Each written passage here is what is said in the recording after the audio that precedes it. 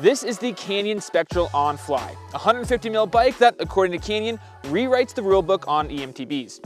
Now, that's probably a bit of a stretch, but it is safe to say that Canyon has gone all in with the less is more mentality with this bike. And what they've ended up with is an incredibly versatile, lightweight E-MTB that, in many ways, isn't a far cry from the analog bike it's named after. But that begs the question of whether that's really what we want out of an e-bike in the first place. For me personally, I think the answer might be yes. But let's get into this bike a little bit more and see if it could be the one for you. The carbon frame on the Spectral ONfly is sleek and clean and does a really good job of disguising the motorized internals hidden within. So good, in fact, that even a full-time bike nerd like myself would have trouble telling it apart from its non-powered sibling from across the parking lot. A large factor that contributes to just how close these two bikes look and also how they feel on the trail is Canyon's triple-phase suspension. This 4-bar design uses Canyon's trademark horizontal shock and provides relatively similar kinematics across all 3 Spectral models, with a bit less anti-squat on this model here to maximize grip and comfort while climbing. While we're on the topic of suspension, it's also worth noting that this bike here has 10 more millimeters of travel front and back than the analog Spectral, putting it at 150 and 160 millimeters. One of the most unique features on the Spectral ONfly is its utilization of Canyon's KISS 2.0 steering stabilizer. What essentially that is a pair of springs that attach to the forked steer tube that are always pulling the front wheel back to center, reducing deflection while descending through chunky tech and mitigating wheel flop while climbing. The system itself has so far proven to be pretty much silent. It's also adjustable via a little slider on the top tube, and it is completely removable should you choose to go without. I tried adjusting the slider in a variety of different settings, and I feel like the only place where I really noticed the damper come into effect was when it was fully on. And even still, it was to a small degree. To be honest, I didn't notice it at all while descending, but the bike was a bit more predictable and easy to maneuver at lower speeds, something I appreciated on technical single track. Now, of course, there's a bit of added weight and complexity and potentially something else to go wrong with this KISS system that's hidden inside that top tube. So is it really necessary and should it be on this bike? I'll leave that up to debate, but for me personally, I don't think it needs to be there. The rest of the frame is all pretty straightforward, at least when it comes to additional features. There's no flip chips or geometry adjustments, so what you see is what you get. That said, Canyon hasn't skimped on the small details. Every single pivot has threaded inserts, meaning if you strip one, you're not completely SOL. All bearings are also double sealed for longevity, though the bike did start to develop a bit of a creak in the less than ideal winter conditions that I've been reviewing this bike in. There's also room for a full-size water bottle below the shock, an accessory mount under the top tube, and protection details throughout, though I would have liked to see the bottom bracket skid plate extend the full length of the down tube. Another place where the Spectral ONfly is similar to its bio-bike sibling is in geometry, though it's not a carbon copy. It has the same 64-degree head tube angle, but like I mentioned earlier, it does have 10 more millimeters of travel front and back. It also is only compatible with a 27.5-inch rear wheel. There's no flip chip to run a 29er. In terms of reach, this bike is just a bit shorter, though still long when compared to other manufacturers, with my size having a 495mm reach and 1280mm wheelbase. This, paired with a relatively slack 76.5-degree seat tube angle, puts you in a slightly more stretched out position than most long travel bikes. But if anything, I felt like this complemented the bike's eager temperament on single track climbs. This long front end is also offset slightly with a high 638mm stack. Canyon has also increased chainstay length on this bike, with it coming in at 440mm across all sizes.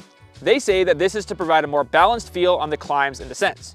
Now, I know a lot of people are hopping on the long chainstay bandwagon, and that's great, but for me personally, on an e-bike with that added weight, I think the shorter end can make it feel a bit more responsive and playful, and I personally like that. But I know there's a lot of people who are going to enjoy the stability and balance that that longer end provides. Lastly, as you can see, this guy has a ton of standover clearance and a low seat tube, but still plenty of seat post insertion. Specifically on my size large, it's 445mm tall, but still 300mm of seat post insertion. Next, let's talk about the TQ HPR50 drive unit that's spec'd on the Spectral ONfly. In case you're unfamiliar with it, you get a 360 watt-hour battery powering a 300 watt or 50 Nm motor. It's honestly not that surprising that the Canyon and other TQ-equipped E-MTBs are often criticized for their low power output and reduced range, even when compared to other lightweight systems. But to be honest, I feel like that's missing the mark, kind of like if you criticized a cross-country bike for not being able to handle World Cup downhill trails. TQ wasn't going out to make the longest range or most powerful motor. Instead, what they've come up with is one of the slimmest, lightest, and most natural feeling drive units on the market. And yeah, you have to pedal a bit more and your ride length may have a lower limit, though TQ does make a 160 watt-hour extender, but I don't think that should be seen as a flaw, but rather a trade-off. In terms of ride feel, I think a good way to think about climbing on this bike is that the motor will take a backseat to your personal power input, both for better and for worse. I spent most of my time in the mid mode, which ramped up smoothly with my own efforts and was nearly silent. There's also quite a bit less overrun. The motor essentially cuts off the moment you stop pedaling. This creates a sensation more akin to a healthy tailwind than it does a tow rope, which I particularly enjoyed while climbing single track. That said, there were definitely times where I wished I did have that tow rope, like on steeper fire road climbs or riding with friends with more powerful e-bikes. As with pretty much every single e-bike, the motor's specific characteristics can be fine-tuned within TQ's app. Something I didn't mess with here, but we did do a full video on tuning the TQ motor on the Trek Fuel EXE, which I'll link in the description. Speaking of tuning though, Canyon actually ships this bike with their own custom power configurations pre-assigned, upping the max power output of each mode. Switching between modes can be done via the sleek bar-mounted remote or the integrated top-tube display. Both of these are, in my opinion, one of the best solutions to e-bike control on the market. The button sat in an easy-to-reach but not distracting position, and the top-tube display, despite being invisible when looked at the bike from most angles, offers just about all the information one could ask for, including battery percentage, range, your power output, the motor's output, and more.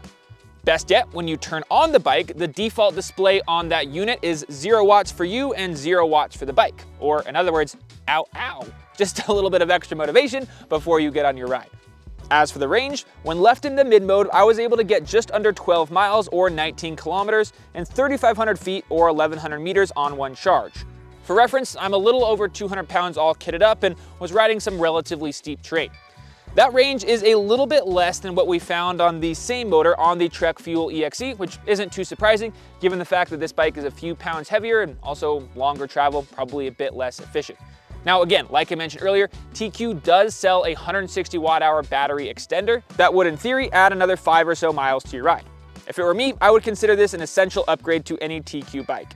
The stock 360 watt-hour battery was plenty for after work or lunch ride, but for longer weekend outings, I definitely found that the bike was running out of juice before I was. Now, one last thing to mention before moving on from the battery and motor is that this battery is not designed to be easily removable. This helps improve frame stiffness and saves weight, but can pose a challenge for folks storing their bikes in colder climates. Next, let's talk components. The Spectral ONfly is available in 4 different models, and we received the Collective Edition to test, which lists for $7,499. Travel numbers don't change on this model, but you do go from a Fox 36 to a Fox 38 Performance Elite fork, and from a DPS to Flow X Performance shock. I had a bit of trouble setting up the back of the bike for my liking, which I think largely came down to the relatively linear suspension curve that the Canyon has, but I ended up just adding one more volume spacer into that Flow X shock, and that seemed to take care of things.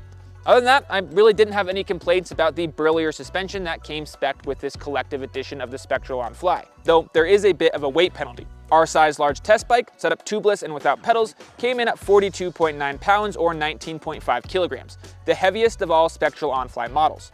This is a little bit heavier than a lot of other TQ-equipped lightweight E-MTBs, but to be honest, I think it's a okay trade-off. You don't really notice those couple pounds as much on a 40+ pound e-bike with a motor than you would on, say, a 30-pound trail bike. And I don't know about you, but I'd happily trade those couple pounds for the stiffer, fade-free suspension found here.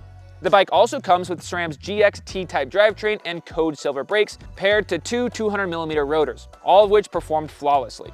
The DT Swiss HX 1700 wheels held up just fine as well, though sadly the same couldn't be said of the tires. The Spectral ONfly gets Maxxis's 3C EXO Plus DHR2 in the back and Assegai in the front. And despite running relatively high pressures, I did get several punctures on that rear tire, even while climbing. In my opinion, the added speed and weight of an e-bike definitely deserves beefier casings than I run on my personal 125mm downcountry bike. While I'm on my soapbox, I might as well bring up crank length as well. The Spectral ONfly comes with a pair of 170mm FSA cranks, which would be pretty standard on a bio bike, but I think E-MT bikes deserve something shorter. The added power of an e-bike lets you spin relatively easily through chunky sections of trail that you'd otherwise have to inch your way through. That is, if it weren't for those dang pedal strikes. Personally, I see no reason why E-MTBs shouldn't come with 165 or even shorter cranks, but alas, that still isn't the case. Now, don't get me wrong, this isn't exactly a complaint with this bike here. It's still pretty standard for e-bikes to have full-size cranks. It's more so a wish on my behalf. If you agree, let me know in the comments. Thankfully though, those two things were just about my only complaints with this bike. Everything else, including the 200mm dropper seat post and in-house Canyon cockpit, I got along with just fine. One thing worth noting is that the Spectral ONfly comes with a pair of 780mm bars on the medium through extra large sizes. This was spot on for me and what I like to run, but I'm guessing that there's plenty of you out there who do prefer an 800mm wide bar, so keep that in mind if you go with this option. Now that we've covered the details of the bike, let's talk about what the Spectral ONfly was like to ride, starting with the climbs. Despite the seemingly descent-focused geometry numbers, the ONfly was actually a blast on semi-technical single track. I think this comes down to several things. First and most obviously is the TQ drive system. Like I mentioned earlier, the HPR50 is, in my opinion, the most natural feeling motor on the market right now, which makes ratcheting your way through rock gardens or over slick routes intuitive, but not overly bulldozy like you might find on a full power bike with more overrun. Another thing that I think helped out here was the relatively low weight. Now, at 43 pounds, it's definitely not the lightest E-MTB on the market, but the Canyon did a good job of hiding its weight pretty well. I think potentially something that might have contributed to this is that KISS system that we talked about earlier, which likely helped prevent wheel flop on deflections that may have otherwise tipped your bike off axis and revealed its weight.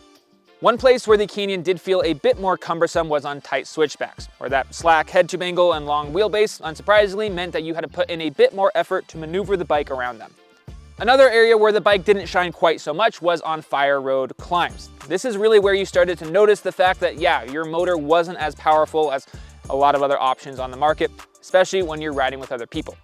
Once again, I wouldn't necessarily view this as a negative quality, but as a trade-off. Again, comparing a XC bike to an enduro bike. But if you are looking to power up fire roads as quick as you can so that you can race back down and do it again, then the Spectral ONfly is probably not going to be the option for you. Just as with the climbs, the Spectral ONfly does a great job at hiding its weight on the way back down as well. It genuinely feels like an analog bike on the sense, and that's just about the biggest compliment that I, as an admittedly e-bike skeptic, can give it. Like the non-powered Spectral, the Spectral ONfly is an impressively capable all-rounder. It still feels playful and fun on flowier, less technical trails, though not quite as poppy as some other lightweight E-MTBs like the Specialized Turbo Levo SL or DaVinci E-Troy Lite. Like I mentioned earlier, I wouldn't have minded a slightly more progressive shock tune, and even with that 2mm spacer in there, it still felt like there wasn't quite enough platform to push off of and really drive off of lips or into berms.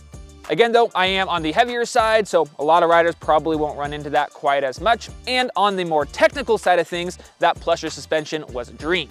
It's one of those bikes that does a great job balancing forgiveness and maneuverability, making for an extremely confidence-inspiring ride feel. It seems like it was just yesterday that this new breed of lightweight E-MTBs was popping up onto the market, but already the Spectral ONfly has quite a bit of competition that it has to deal with. The first bike that I want to compare it to is the Trek Fuel EXE 9.7, which at $7,599 is just $100 more than our test bike. Both bikes share the same TQ HPR50 drive unit, and so it shouldn't come as a surprise that the Trek is equally as natural and intuitive on the trail. If anything, its shorter travel, full 29-inch wheels, and more conservative geometry make it excel even more in the climbs, while being a hair less confidence-inspiring on the descents. The Trek also features adjustable geometry, allowing you to alter the head-tube angle by half a degree, from 64.8 to 65.3.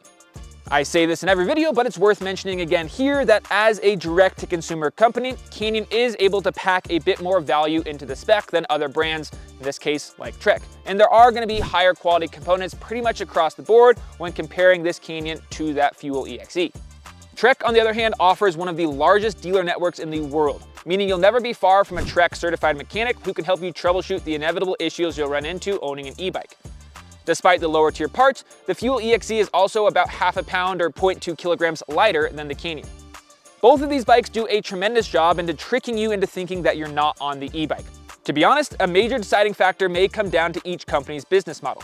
Do you want the nicer components but less manufacturer support on the back end, or would you rather have the security that comes from buying from one of the biggest and most established brands in the bike industry?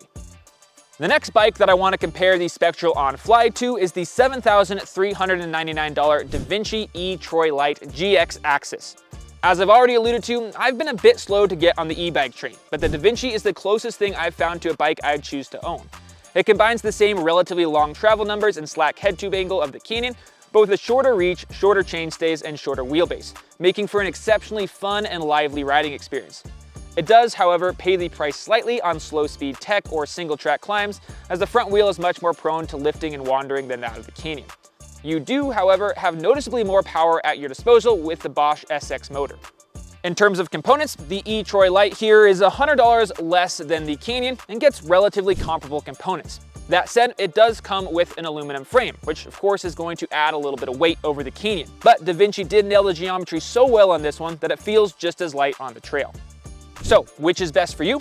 Well, if you're looking for a more play-focused e-bike that's not afraid to get thrown around a bit, then I think the DaVinci E-Troy Lite will be right up your alley. But the Canyon is definitely the more well-rounded option, and while I personally don't prefer the Canyon's long reach and wheelbase, I realize I'm probably in the minority here. So, is less really more? Well, in the case of the Spectral ONfly, I think the answer is a yes. It will definitely make you forget that you're on an e-bike altogether, both for better and for worse.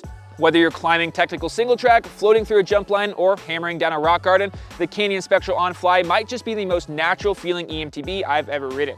The assistance provided by the TQ drive system feels more like a tailwind than a tow rope on the way up, and the bike's low weight, aggressive geometry, and dialed part spec make it impressively capable on the way back down. But if you're looking for a more powerful bike to punch out laps as fast as you can or go on all-day epics, then you might want to look elsewhere. If you have any more questions about this beautiful bike behind me, then you can go ahead and leave those in the comments and I'll be sure to get you an answer. While you're there, if you haven't done so already, take a quick second to go ahead and like this video and subscribe to the 99 Spokes YouTube channel. And as always, remember that bikes are for everyone. Have fun out there.